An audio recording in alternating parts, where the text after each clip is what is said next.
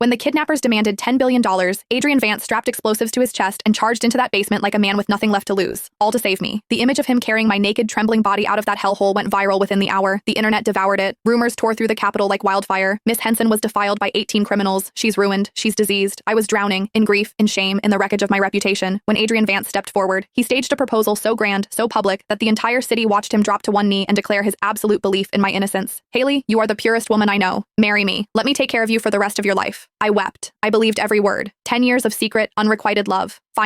Finally reaching a perfect ending. That illusion shattered the day I gave birth to twins. He took our daughter. No warning, no explanation, just gone. Panic clawed at my chest as I rushed home, still bleeding, still weak. I found the study door cracked open, and through it, voices. My father-in-law's roar, "You ungrateful son! Just because I opposed you marrying that woman, you went to such lengths? You orchestrated Haley's kidnapping to force her to bear your children?" The crack of a leather whip split the air. "And now you've lost your mind, handing the Vance family's granddaughter to our enemy to raise? I'll beat the life out of you." Through the gap, I saw Adrian curled on the floor, shielding the baby girl in his arms, his jaw set like granite. "This is Sarah's child. Mine and Sarah's." His voice was raw but steady. "She followed me for years without a title, without status. I've already treated her unfairly. I will not let our daughter grow up without her mother. Dad, I married a society heiress into the Vance family. I gave you what you wanted. Don't ask me about Sarah again." Ice flooded my veins. My heart stopped beating. Everything clicked into place. The cold, distant Adrian Vance who suddenly changed his temperament, who suddenly wanted me. It was never love. It was a setup. My teeth clenched until my jaw ached. I turned and walked away. Today, I was going to teach them the true meaning of agony. I rushed back to the hospital, hands shaking, and scooped my newborn son from his crib. Then I ran. My eyes burned as I looked down at the pink, fragile infant in my arms. Several times, my hand hovered near his tiny throat, fingers twitching. In the end, I unclenched my fist. I needed the truth. All of it. I needed to see exactly how black Adrian Vance's heart really was. The car screeched to a halt outside Ava Finch's villa. When I burst through the door, disheveled, wild-eyed, clutching a baby, she nearly dropped her coffee. After I choked out the explanation, her eyes went wide, then dark, then furious. "That bastard! How could Adrian do this to you?" I forced myself to breathe. My voice came out cold, clinical. "Hide the child. Once the paternity test results come in, I will make him pay for every ounce of pain he's caused me." By the time I cleaned myself up and returned to the hospital room, Adrian was already waiting, his eyes locked onto my empty arms. He rushed forward. "Haley, the doctor said you took Boo-Boo. Where is he? Where's our son?" I lowered myself onto the edge of the bed and smiled. It didn't reach my eyes. "Adrian, before you ask about our son, shouldn't you tell me where you took our daughter?" He froze. His gaze darted sideways. "Dad wanted to see Zeexy. I had the driver take her to the estate. Is that so?" I tilted my head. "Hasn't he seen enough? Tell the driver to bring her back." I picked up my phone and began dialing. Panic flashed across his face. He lunged and snatched it from my hand. "Haley, I'm talking about our son. Why are you bringing up Zeexy? Do you think my father would harm his own granddaughter?" I studied his flustered expression. He must have known I'd gone home earlier. He just couldn't be sure how much I'd heard. A short, cold laugh escaped my lips. "Your father won't harm his biological granddaughter, so do you think I would harm my biological son?" I paused. "Actually, maybe I would, if he isn't really my son. If I get angry enough. Maybe I'd toss him in a dumpster, or feed him to the strays." I raised my hand and mimicked a vicious, tearing motion.